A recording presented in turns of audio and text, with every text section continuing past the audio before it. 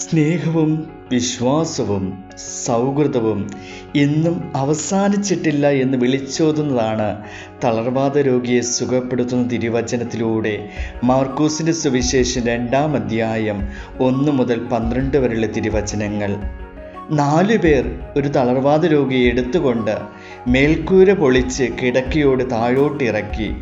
അവരുടെ വിശ്വാസം കണ്ട് യേശു തളർവാദ രോഗിയോട്, മകനെ, നിന്റെ പാപങ്ങൾ ക്ഷമിക്കപ്പെട്ടിരിക്കുന്നു. സ്നേഹമുള്ളവരെ, ആ 4 പേർ അയാളുടെ സ്വന്തക്കാരായിരിക്കാം, ബന്ധുക്കളായിരിക്കാം.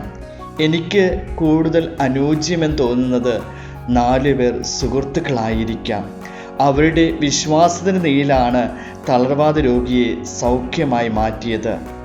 എൻ്റെ സുഹൃത്തിൻ്റെ തളർന്ന അവസ്ഥയിൽ യേശുവിലേക്ക് അടുപ്പിക്കുവാൻ എനിക്ക് ഇന്നുവരെ സാധിച്ചിട്ടുണ്ടോ? സൗഹൃദങ്ങൾ യേശുവിലേക്ക് നയിക്കട്ടെ.